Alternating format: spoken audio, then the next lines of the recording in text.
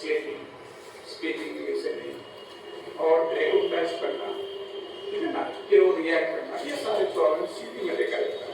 Autism में क्या देखा जाता है, वो भी उस तरह के इंफॉर्मेशन को रिस्पॉन्स नहीं करता है, रिएक्ट नहीं करता। तो कहाँ पर प्रॉब्लम हो, लिंकिंग सिस्टम में हुआ, बेसल गैंग्लियन में।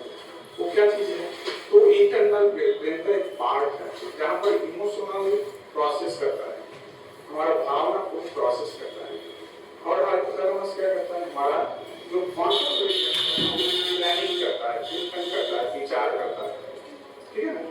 अब हमारा ये बैक साइड में जो ऑप्टिक नर्व रहता है, ये क्या करता है, ये ऑप्टिक नर्व के साथ हमारा आंख के साथ कनेक्टेड होता है। यहाँ पर हाइपोक्सिया हो गया, दैट ऑक्सीजन का कमी हो गया, तो हमारा विजन चला गया। अब हमारा यहाँ पर क्या होता है, इस एरिया में फर्स्ट, सेकंड एंड थर्ड ये स्पीच एरिया रहता है। तो उस जगह में ब्रेन सेल एक्टिव नहीं हुआ, डेवलप नहीं किया, और क्या होगा, तो हमारा बोल चला गया। अब हमारा पैराइटल विजन से जो रहता है, उसमें हमारा सेंसरी मोटर एंड ओरियोट्रोपिक कंट्रोल एरिया और वेसोमोटर एरिया। जैसे वेसोमोटर एरिया में कुछ गड़बड़ी रहेगा तो हमारा बीपी बढ़ जाएगा, ठीक है ना। तो एक छोटा सा बच्चा में बीपी ज्यादा, तो गड़बड़ी है, तो वेसोमोटर क्या करना है, वेसोमोटर एरिया को हमको ठीक कर देना। कैसे ठीक करना, तो अब मान लीजिए स्पीच सेंटर में ब्लड सेल नहीं हो रहा, तो आपको स्पीच का प्रॉब्लम आ गया, तो ये प्रॉब्लम को आपको सॉर्ट आउट करना है, तो उस सेंटर को एक्टिव करना है। और एक्टिव होने के लिए हमारे पास कौन सा विधि है, ये बात को समझना है। जैसे ही हमारा ब्रेन एक्टिव हो जाता है, तो हमारा स्पाइनल क्या करेगा, उसमें क्रेनियल नर्व रहता है, यहाँ से जो स्टेम ब्रेन को क्या ब्रेन स्टेम जो है उसके द्वारा क्रेनियल नर्व हमारा डिफरेंट सेंसरी ऑर्गन के साथ कनेक्ट करता है, आई, ईयर, नोज, टंग, स्किन, मसलिंग करता है। इसीलिए हमारा फेस में डिफॉर्मिटी आता है। बच्चा देखने में देखिए ना, फेस में भी डिफॉर्मिटी रहता है।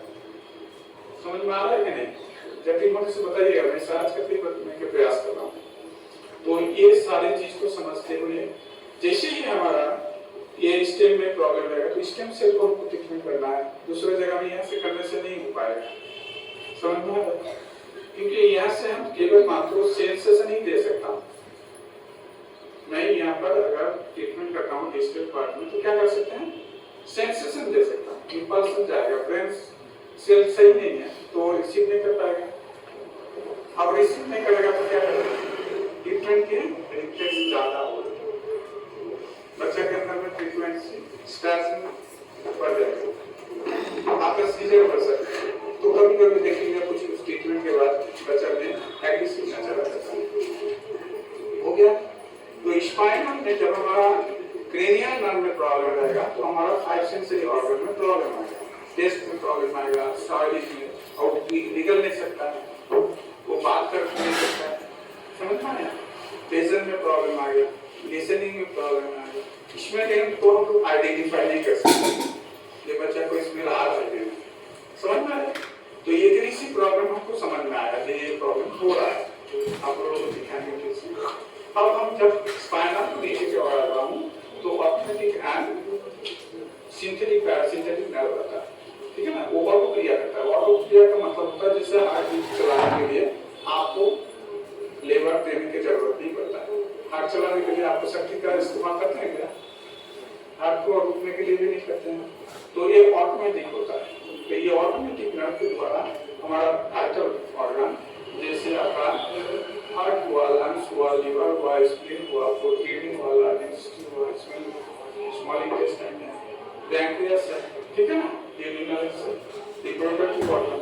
अब हमारा पैर भी है, हाथ भी है, ठीक है ना। अब लांबर विजन से क्या होता है, यहाँ पर मोटर एंड सेंसरी नर्व जो होता है, मोटर नर्व, ये सब डिस्ट्रीब्यूट होता है तो स्पाइनल के द्वारा। तो स्पाइनल में जब हमारा डिफॉर्मिटी से रहता है, तो स्पाइनल को हमको स्ट्रेंथन करना है, तभी वो बच्चा ठीक हो सकता है। तो जैसे ही ये करेंगे, तो हमारा हार्ट का कमी हो गया, मान लीजिए इसमें एनर्जी जितनी नहीं जा रहा है तो हार्ट कैसा रहेगा, वो हाइपोक्सिक। क्या होगा, मायोकार्डियल जो मसल है हार्ट का, उसको कार्डियल मसल होता है ना, तो उसमें कोरोनरी आर्टरी रहता है और छोटे छोटे ब्रांच के द्वारा एक एक सेल के अंदर में वो आर्टरी पहुंचता है। तो ये खून नहीं पहुंचा, तो खून नहीं पहुंचा तो ऑक्सीजन हीमोग्लोबिन कम हो गया। जैसे खून में ऑक्सीजन रहता है तो ऑक्सीजन में हमारा हीमोग्लोबिन रहता है, हीमोग्लोबिन हमारा लंग्स ऑक्सीजन को लेता है, फिर उसको लेफ्ट वेंट्रिकल में क्या करता है, वो प्रोसेस करके लंग्स के अंदर में भेजता है और वहां पर प्रोसेसिंग करके रिसीव के द्वारा ऑक्सीजन हीमोग्लोबिन बनाता है। ऑक्सीजन हीमोग्लोबिन हमारा लेफ्ट वेंट्रिकल राइट वेंट्रिकल में आता है, हार्ट में। ये क्या होता है, आपका सिस्टमैटिक ब्लड सर्कुलेशन के द्वारा वो बॉडी में सप्लाई करता है। कितनी करता है, तो ये सेल के अंदर में जब हमारा ऑक्सीजन का कमी हो गया, ऑक्सीजन हीमोग्लोबिन का कमी हो गया, दूसरा क्या हुआ, vitamins minerals carbohydrate fat protein जो डाइजेस्टिव सिस्टम में रहता है, ठीक है ना। जैसे इसलिए हम खाना खाए तो कहाँ जाएगा, इसोफेगस के द्वारा स्टमक में जाता है। स्टमक क्या करेगा, वो डिफरेंस टाइप का एंजाइम को सीक्रेट करता है। ध्यान दीजिएगा, थोड़ा सा जानकारी दे रहा हूँ। जैसे ही हो गया तो आपका डाइजेस्टिव सिस्टम के द्वारा स्मॉल इंटेस्टाइन में जब आता है तो उसका जितने vitamin minerals carbohydrate fat protein smallest form में रहता है, वो खून के एब्जॉर्ब कर लेता है। देखिए आपका हार्ट का द्वारा फिर वो सिस्टमैटिक सर्कुलेशन के द्वारा सेल को भेज देता है। अब समझिए सेल क्या है, सेल हमारा ब्रेन सेल को बनाता है, हमारा फेस को बनाता है, स्पाइनल को बनाता है, हार्ट को बनाता है, लेग्स को बनाता है, आपका लिवर स्प्लीन को खोल के मेल और reproductive organ, bone marrow, skeletal system, muscular and nervous system, cardiac system. Clear हो गया?